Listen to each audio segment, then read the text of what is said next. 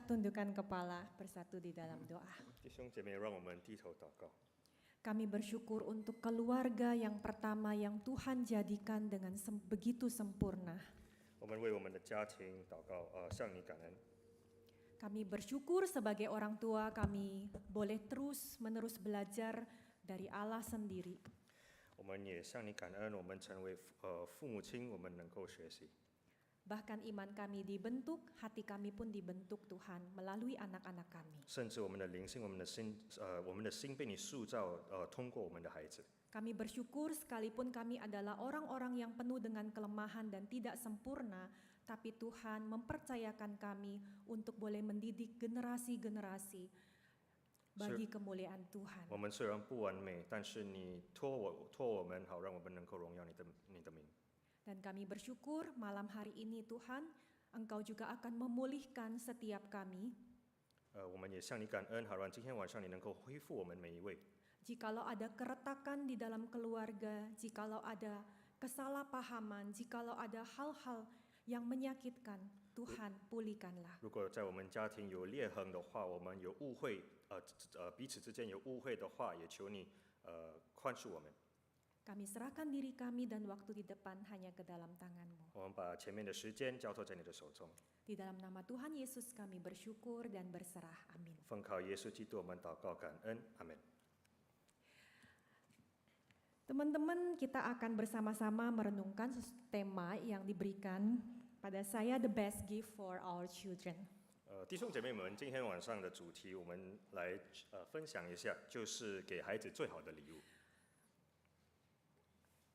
Child Free Movement menjadi tren belakangan ini untuk anak-anak muda. 近几年来，儿童自由的概念，有一个启示，尤其是在年轻人当中。 Banyak alasan mengapa pasangan muda yang menikah memutuskan untuk menunda, bahkan nggak pengen punya anak. 有很多因素，为什么年轻夫妇不想要有孩子？ Kira-kira apa alasannya? 你们觉得是什么原因呢？ Kemungkinan besar alasan ekonomi, 有可能是经济上的因素， alasan-alasan pekerjaan, karir. 有可能是因为工作还是他们的事业。 Sebagian juga memikirkan bahwa mereka tidak siap ataupun tidak layak untuk menjadi orang tua. 有一些认为他们没有准备好，或许他们没有这个资格成为父母亲。 Saya percaya setiap orang tua atau calon orang tua pasti memikirkan hal-hal terbaik untuk anak-anaknya. 我相信每个父母亲都会为孩子想要最好的。 Sehingga kerinduan ini membawa kita pada sebuah tema malam ini, yaitu the best gift for our children. 所以这种渴望让我们引导我们到今天晚上的主题，就是把最好的给我们的孩子。 Pernah nggak kita berpikir pemberian apa yang Tuhan titipkan untuk kita teruskan kepada generasi selanjutnya? 我们是否有没有想过，上帝遗传给我们的是什么，好让我们能够把我们的恩赐遗传到我们下一代呢？ Satu kata, 就一个字， relationship. 两个字，关系。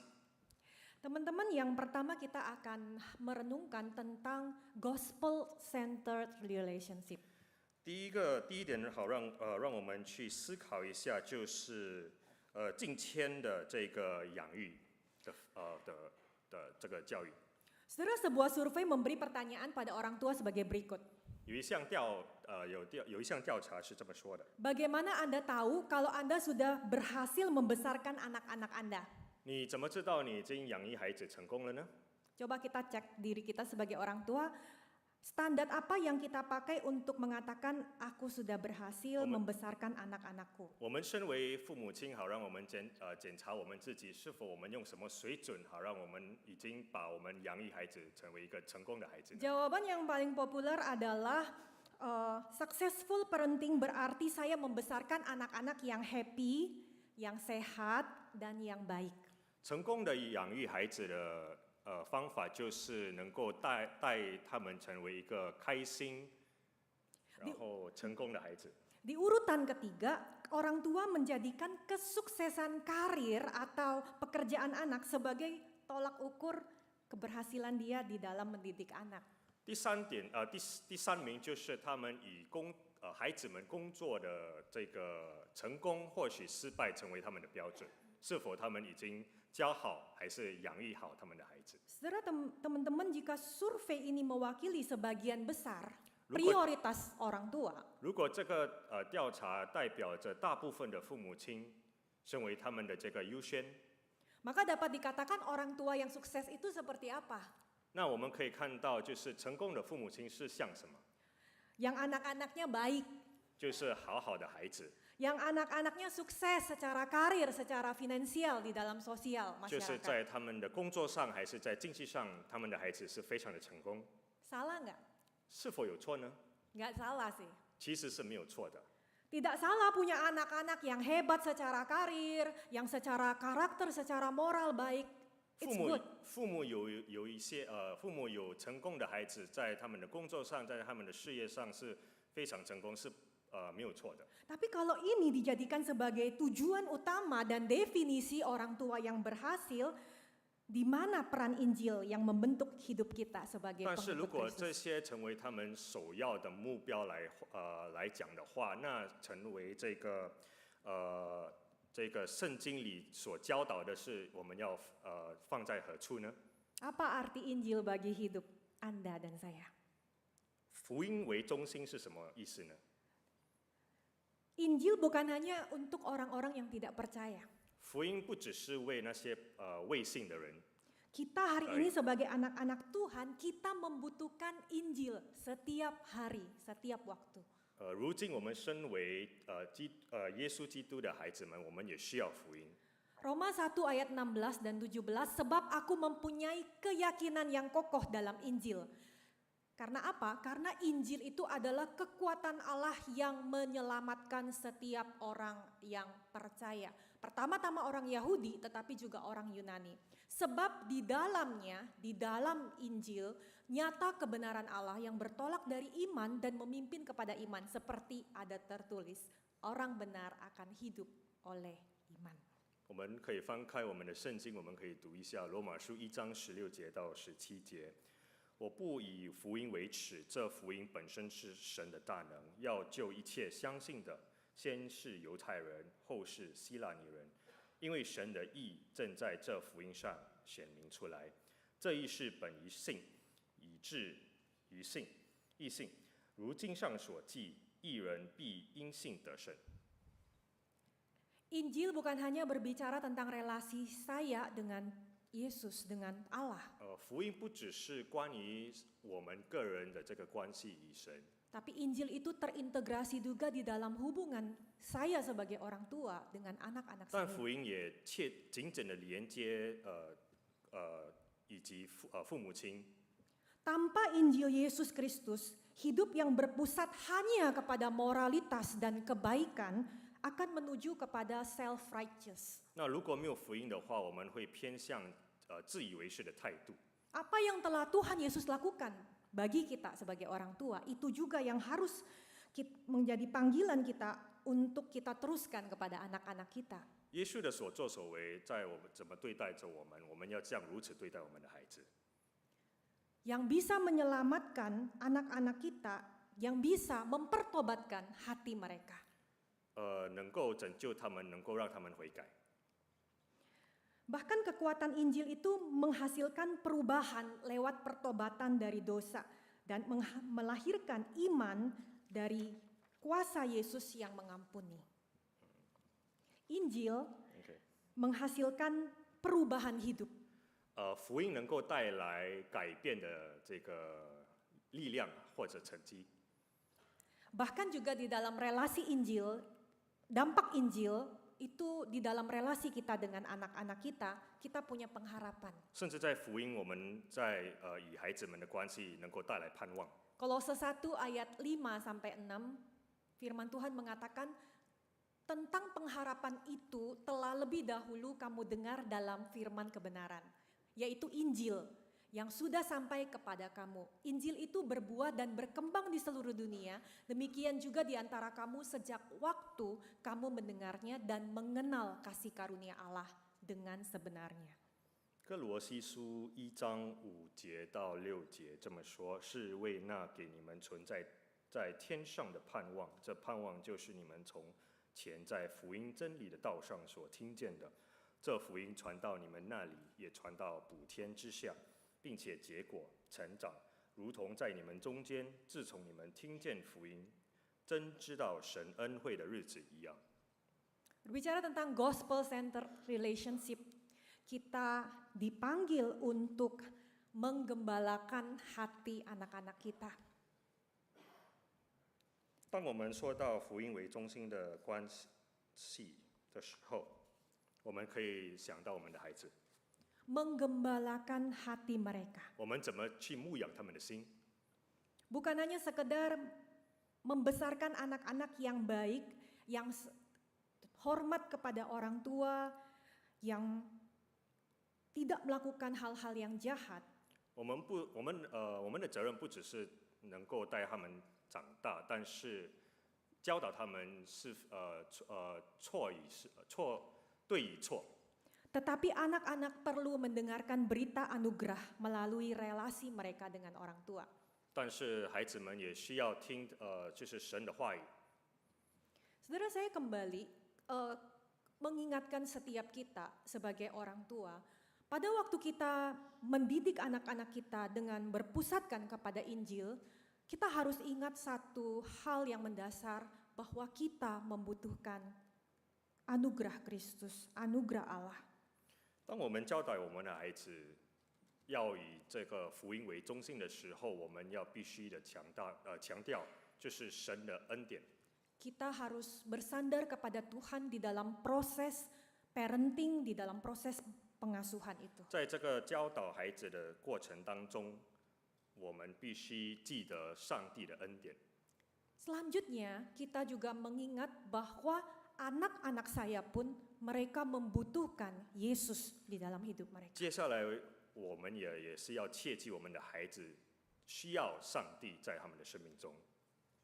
Kita sering berjuang untuk hal-hal yang di luar. Kita ikut seminar parenting, kita melakukan untuk hal-hal menyusun peraturan-peraturan di rumah, rencana-rencana untuk membuat anak kita itu bertumbuh sebagai anak-anak yang baik. 在外表上，我们常常会就是去参加这些讲员啊，然后在家里设立家规。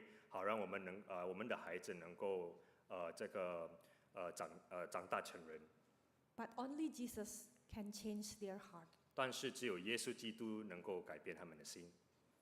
Saudara, berapa banyak kita bersandar kepada diri kita, kekuatan diri kita untuk membuat anak-anak itu bertumbuh seperti Kristus. 有很多时候，我们靠着我们自己的力量来改变我们的孩子。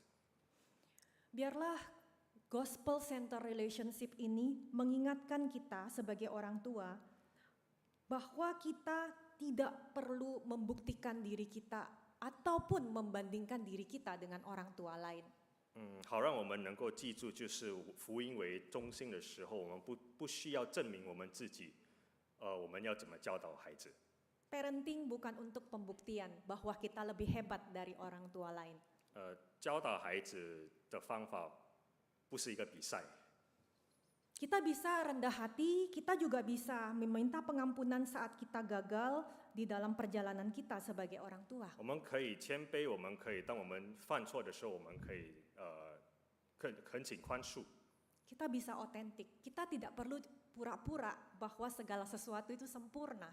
我们必须以真诚的心，我们不需要虚假。 Dengan relasi yang berpusat kepada Injil, orang tua tidak melakukan pendekatan menghakimi ataupun intimidasi. 如果我们把福音成为中心的话，父母亲就不需要去责罚他们的孩子。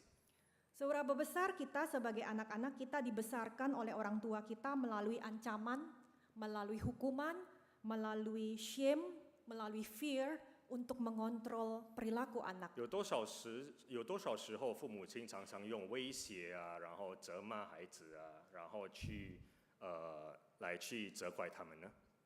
Dan saat ini kita juga pakai strategi yang sama kepada anak-anak kita. 我们也现在我们还是用一样的策略来去对待、去教导我们的孩子。 Saudara, Injil menjadikan semua pendekatan kita itu berbeda. 福音把我们的关系的这个概念改变了。 Satu pesan Injil untuk anak-anak kita adalah 福音的这个信息，其中的信息就是为了我们孩子，就是 ada pengharapan untuk orang-orang yang jatuh dan gagal. 在人低落的时候有盼望。 Seperti kamu, seperti mama dan papa, kita semua adalah orang berdosa di hadapan Tuhan. 就像你，就像妈妈，就像爸爸，我们每一个人都是罪人。 But we have God of grace. Kita punya Allah yang beranugerah, yang penuh dengan anugerah 但是我 pengampunan. 们有一位怜悯的神。 Injil berbicara soal hukuman kekal.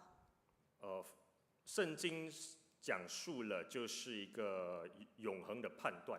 Tapi Injil juga berbicara tentang pengampunan, transformasi, dan empowerment. 但是圣经也说，但是圣经也包括了宽恕。 Apa kita pernah merasa gagal sebagai orang tua saat ini? 我们是否觉得身为父母，我们是一个失败者呢？ Apakah kita hari ini berjuang dan capek sebagai papa, sebagai mama? 你们有没有觉得我们已经尽了最大的努力？你们也是会觉得很疲乏。 Listen to God now. 请你们听神现在。Anda dan saya tidak dapat mengandalkan hikmat manusia dan strategi serta pengalaman orang tua lain untuk diaplikasikan 我 di 们不 dalam 能 keluarga 靠自己 kita. 的，我们不能靠自己的能力或者别人的这个经历来去面对这些挣扎。 Mari kita jadikan Injil Yesus sebagai pusat dari relasi kita dengan anak-anak kita.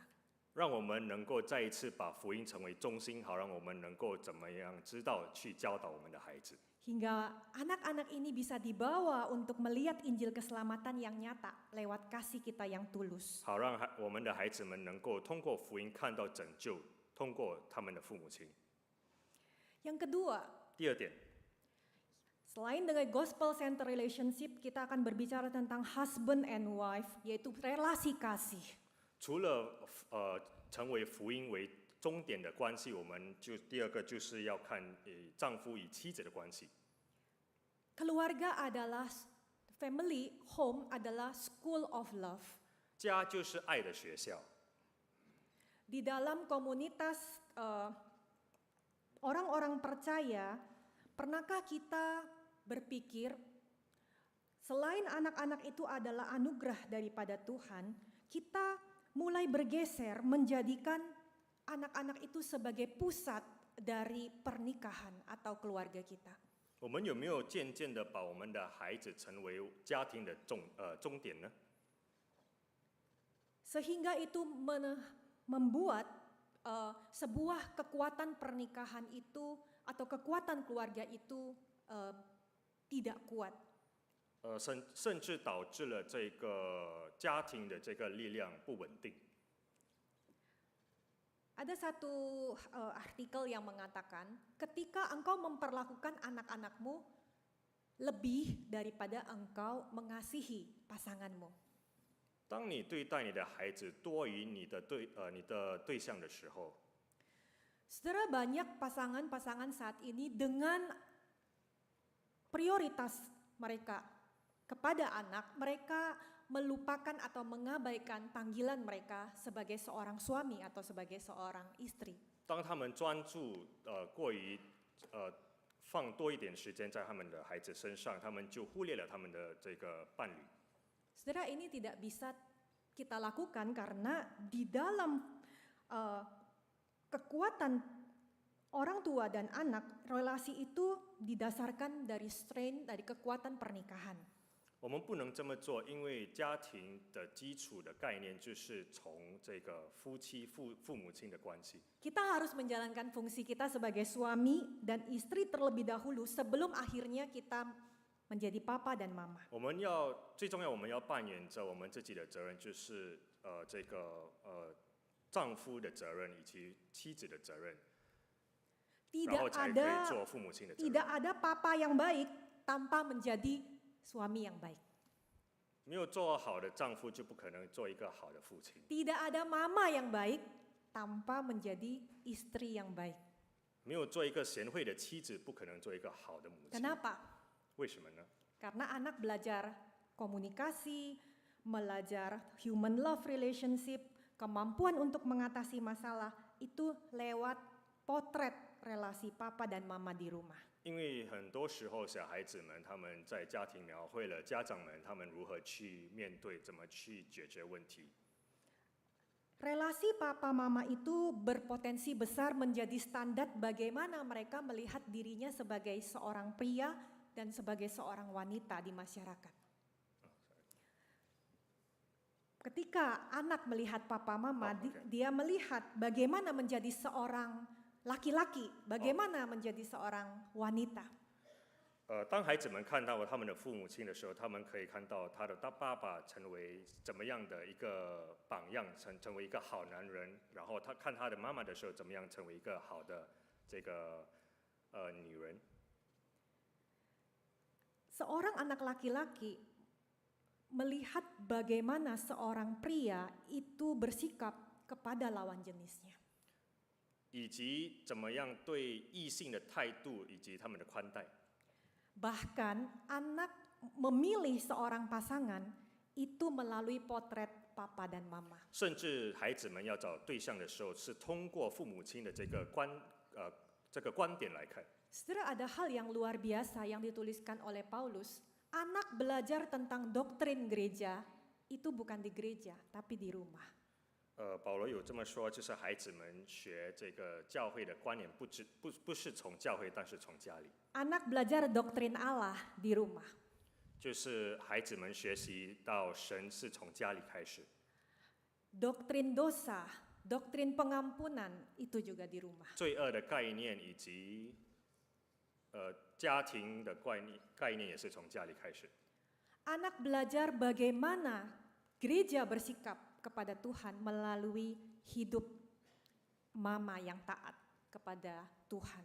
孩子们也能够学习教会怎么样跟神沟通，通过他的母亲。 Anak melihat bagaimana Kristus menerima dan mengasihi, mengayomi gereja melalui potret suami atau papa. Anak melihat bagaimana Allah mengasihi gereja OK ketika papa mengasihi mama. OK， 孩子们就是看上帝怎么爱教会，通过他看到爸爸怎么对待妈妈。 Saya tidak bacakan di sini Efesus 5 ayat 22 sampai 24 dan Efesus 5 ayat 25 sampai 29 mengenai perintah kepada suami dan perintah kepada istri. 我们不提这个以弗所书5章。 Kita sering berpikir saya mengasihi suami atau saya taat tunduk pada suami itu untuk kepentingan suami saja. Jadi suaminya yang enak, suaminya yang dapat keuntungan. 我常常就是好好的对待我的丈夫，最后是丈夫享受了。 Sedangkan suami mengasihi istri itu supaya istrinya senang, istrinya bahagia. 丈夫爱从他的妻子，所以他的妻子能够开心。 Tapi Paulus katakan ini rahasia yang besar karena di dalam relasi ini ada hubungan Kristus dan jemaat. 这是一个很大的奥秘，因为在这关系之中有一个上帝的关系。 Suatu hari kami pernah makan bersama dengan sebuah keluarga, papa, mama, dan anak yang sudah mulai beranjak dewasa. 有一天我们在吃饭的时候，我们遇到一个家庭，有一个长大的孩子。 Kami sampai pada sebuah topik mengenai kriteria pasangan hidup. 我们就是讲到一个主题，就是生活中的这个标准。 Jadi si anak perempuan ini agak bingung ya, kira-kira sosok pria seperti apa yang ia harapkan sebagai seorang suami 这 kelak. 个女儿就犹豫到，就是在男人身上我要找到什么的优点，好让能够成为我的伴侣。 Lalu saya sarankan dia, si anak perempuan ini untuk bertanya kepada orang yang tepat. 所以我就劝导我这个女儿，你要问对的人。 Saya minta dia untuk bertanya kepada papanya. 我劝导她，你可以问你的爸爸。Papanya jawab seperti ini, 那女儿的爸爸就这么的回答： carilah suami seperti papa. 你要找老公，就要找像我一样。 Lihat bagaimana papa mengasihi dan menerima mamamu. 你看我怎么去爱护你的妈妈。 Itulah pria yang papa doakan akan Tuhan siapkan untukmu sebagai 这 suami. 就是我常常为你祷告，好让上帝能够预备这样的男人给你。 Saudara, hubungan seperti apa yang menjadi model kita bagi anak-anak kita? 我们的生活关系要怎么有这么样的标准，好让能够成为我们孩子的榜样呢？ Kita pengen punya menantu, kita pengen punya menantu laki-laki atau punya menantu perempuan yang baik. 我们必须要我们非常的渴望有一个好的女婿。 Bahkan juga ada yang kita punya list husband material, wifey material. Kira-kira profil seperti apa yang cocok, yang saya doakan untuk anak-anak saya kelak. 我们甚至会写了一些，就是我们的要求，在我们的女婿身上，我们是否能够找到？ Kita rindu anak-anak perempuan kita dapat suami yang bertanggung jawab. 我们非常的渴望我们的女儿能够得到一个有责任性的男人。 Kita harap anak-anak laki-laki kita punya istri yang lemah lembut, yang perkataannya memberkati. 我们非常的渴望我们的儿子能够找到一个贤妻，有温柔体贴的一个妻子。 Kita sibuk seleksi mana yang ideal, mana yang baik untuk 我 anak-anak 们 kita. 我们忙碌的去挑选哪一个是好的， Tapi mohon maaf, kita lupa 但是抱歉，我们忘记了， memberikan model dan contoh yang real untuk anak-anak 我们 kita. 忘记我们忘记我们怎么样给一个好的榜样给我们的孩子。 Saat ini berapapun usia pernikahan kita, berapapun jumlah anak yang Tuhan percayakan, kita harus menjaga relasi dengan pasangan kita. 无论我们结婚多久了，无论我们有几个孩子，我们不可以忘记，我们一定要保持与上帝的关系，我们要保持与夫妻之间的关系。 Seumur hidup terus bertumbuh dalam kasih yang Tuhan telah anugerahkan. 我们的生命这个时间一直的增长。 Biarlah Tuhan dan Injil terus menjadi pusat dari pernikahan keluarga kita. 好让神与福音能够成为我们婚姻的中心， Juga relasi kasih kita 也是成为我们这个互相相爱的中心。 itu menjadi hadiah yang terbaik yang berdampak dalam hidup anak-anak sampai masa depan 这一 mereka. 些能够成为我们孩子最好的礼物，也能够将来预备他们的未来。 Saya terharu dengan satu surat yang dituliskan oleh seorang anak gadis kecil kepada mamanya. 当我读到一封小女儿写到给她的妈妈的信的时候，我非常的感动。 Di dalam surat itu dia mengucapkan terima kasih untuk mamanya. 在那封信里面，她写了谢谢。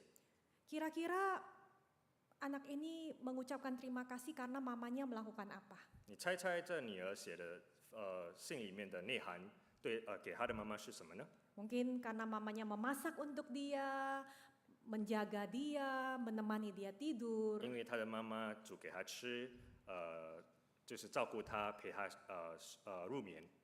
Dia katakan ada satu statement yang katakan thank you mama for loving dad. 有一句话在这一封信里面这么说，就是谢谢你妈妈，因为你爱我的爸爸。 Papa adalah the daughter's first love. 爸爸就是女儿的第一个爱。 Bayangkan ketika anak melihat bagaimana mama mengasihi papanya. 我们能够想象，就是他们怎么会爱他的。 Bagaimana seorang mama menghormati seorang pria, kepala keluarganya. 我们能够想象一个妈妈怎么去尊重身为一家之主的男人。 Itulah yang menjadi bekal untuk dia menjadi seorang istri, seorang mama di masa depan. 这就是成为他以后身为妻子的一个标准。 Banyak hal yang mungkin tidak ideal terjadi di dalam keluarga kita ataupun keluarga di dalam dunia. 有许多时候，在我们的家庭有许多的这个不完美。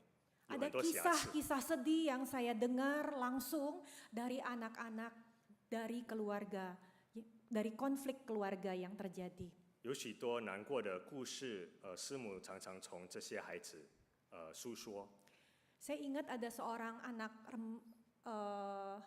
anak remaja laki-laki gitu ya, yang saya temui di sekolah. 师母遇到了一个青少年，一个男生， Itu wajahnya murung, wajahnya sedih sekali. 他的脸非常忧愁。 Beda dengan anak-anak yang pada umumnya, biasanya anak remaja itu ceria ya. 以及他年龄的这些青少年不一样。 Sampai di satu, saya tidak tanya terlalu banyak, tapi dia menceritakan bagaimana ketika papa dan mamanya itu bertengkar, 当他分享的时候，就是他的爸爸和妈妈吵架的时候， mamanya selalu akan menarik tangannya untuk berada di tengah-tengah pertengkaran papa dan mama itu. 他的妈妈会一直拉着这个男生的手，然后放在他们这个夫妻之间。 Lalu saya tanya, kenapa mamamu kok tarik kamu untuk berada di tengah-tengah 然后我就 pertengkaran? 问，为什么你的妈妈会拉着你，然后放在你跟你的爸爸中间呢？ Dia katakan supaya saya belain mama. 哦，他说好让你能够去维护我。 Dan itu adalah sesuatu yang membuat dia tidak nyaman dan itu sesuatu hal yang tidak sehat yang dilakukan oleh orang tua yang berkonflik terhadap mental seorang anak. 这对这孩子的精神上的这个是非常的不健康的。 Saudara, ketika papa mengasihi seorang mama, itu memberikan rasa aman, feeling safe di dalam rumah. 当爸爸爱护他的就是当丈夫爱护他的妻子的时候，丈夫会给这个妻子一种安全感。 Anak merasa aman ketika dia melihat papa dan mama di dalam keluarga mereka berelasi dengan sehat. 当孩子们看到就是他的父母亲有一个非常健康的关系的时候，他也是会感受到这种安全感。 Saudara, bagaimana dengan hidup kita hari ini? 那弟兄姐妹们，你们的生活怎么样呢？ Kita tidak bisa punya the healthy relationship dengan suami atau istri kita. Kita tidak bisa punya relasi yang sehat dengan suami atau istri kita. 我们不会有一个健康的关系，无 Kalau 论是在我们的这个以妻子的关系，还是以丈夫的关系。 kalau diri kita belum sehat. 如果我们自己本身在心灵上不健康， Mungkin di next akan kita bahas lebih lanjut tentang diri yang sehat di hadapan Tuhan dan diri yang sehat bagi pasangan kita. The healthy self for your spouse, healthy self for your children. 就是在下一个祷告会，我们会讲述这个如何把我们自己变好。 Kadang yang salah bukan suami atau bukan istri. 有的时候，其实错于不在丈夫还是在妻子上， Karena kitanya nggak sehat. 就是我们自己不健康。 Tapi Tuhan berjanji, Tuhan akan menolong kita untuk menjadi pribadi yang dipulihkan seperti gambaran Kristus. 但是神已经承诺了，好让他一定会把我们恢复，就是照他的这个，就是照他一样。 Injil memberi pengharapan Bapak Ibu sekalian.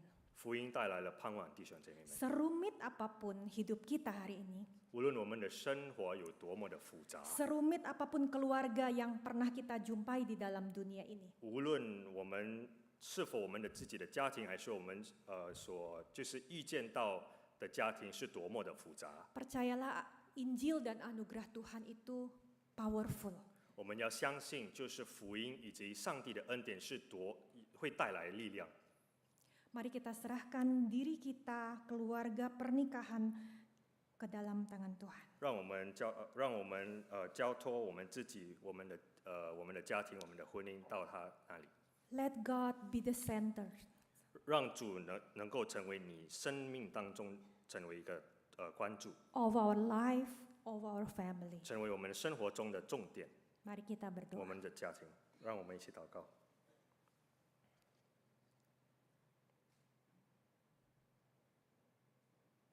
Di dalam kerapuhan kami datang kepada Tuhan.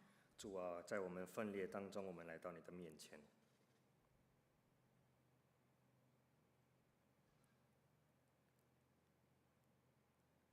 Kami tidak mau menilai diri kami dari standar manusia, 我们不要以人类的标准来衡量， kami membiarkan diri kami untuk dievaluasi dan dinilai oleh Tuhan sendiri. 我们要邀请你，好让你能够去判断我们每一个人。 Dan kami bersyukur Tuhan tidak memandang kami dengan sebuah penghakiman.